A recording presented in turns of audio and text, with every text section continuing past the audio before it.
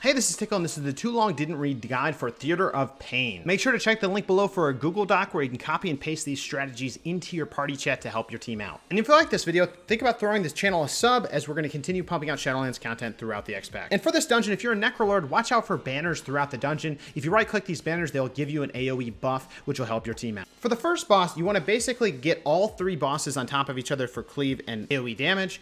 You want to be interrupting them as much as possible, as well as watching out for their special abilities, which come out at 40%. One of them is a fixate. Basically, you need to be running away. The others will be teleporting and doing casted abilities, so that will make AoEing much harder. At that point, you can decide, are you going to try to burn them all down together, or you can DPS them all down one by one once you hit about 50%. The next boss, Gorechop. On the way to Gorechop, you need to be watching out for little ads, which will jump around and use Withering Discharge. You want to be focusing them down first and using your interrupts on these mobs. For Gorechop, watch out for the wall of hooks, which will spawn from either side of the room. There are little gaps you need to be taking. You also need to be killing the ads, which will spawn when the walls of hooks spawn. You got to watch out as the boss will pull you close to him right before this happens and do AoE damage. And you want to make sure that you're focusing down those ads and healing anyone up that's taking big damage. The next boss, Xav the Unfallen, you need to have everybody DPSing the banners as soon as they spawn, as they will slow your movement speed.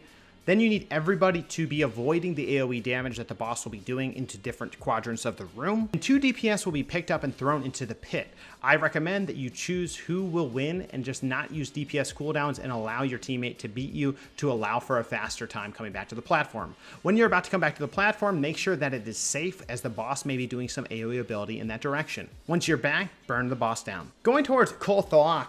Basically, you need to watch out for 2 things. One, there's a gauntlet room, which there's a ton of mobs that are being AoE'd on all the time with green little circles. You need to be pulling groups of these mobs to the entrance of this room and then running through and pulling this trash to the end of the room. The mobs will channel a slow on you, which will make it easier for you to get hit, and the AoE damage does a lot. You also need to be watching out for mobs on the platform using Death Winds. This will be a frontal cone that they'll shoot out, and if it hits you, it will knock you off the platform and kill you. For the actual boss fight for Kul'Tharok, basically 2 DPS will have their souls sucked out of them, not being able to do any damage and taking a ton of damage. They need to be healed up. They also need to look for their soul, which will be running around the room with a red marker. They need to run over that and make sure they don't stop running over it until they assume their soul back and then resume DPS on the boss. Otherwise, the healer needs to be dispelling Phantasm, Parasite, and anything else that's popping up on their group, as there's will be a lot to dispel and heal through during this fight. Everyone needs to be interrupting Spectral Reach, which is cast by the boss, as often as they can. On to the last boss, which has a lot going on.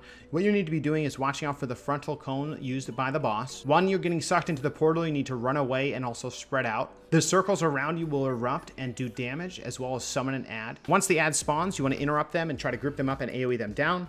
You also need to be watching out for ghost spirits, which will either be just standing on the field of battle or just charging across them. The best way to avoid this is by pulling the boss to the edge of the room, as you only need to avoid a few, and watch out for AoE circles below your feet. With that being said, that's the end of the Too Long Didn't Read guide for Theater of Pain. Let me know what you think down in the comments below. Let me know if I missed anything important that you'd like to call out. I would love your feedback. And I want to thank the Twitch subs and the Patreons for your support in making this possible. And we'll see you on the stream or in the next video. We have all the dungeons down in the description, and we'll see you in the next one. Take care, everybody. Oh, and we also have the paths for the dungeons, which will be listed in the Google Doc.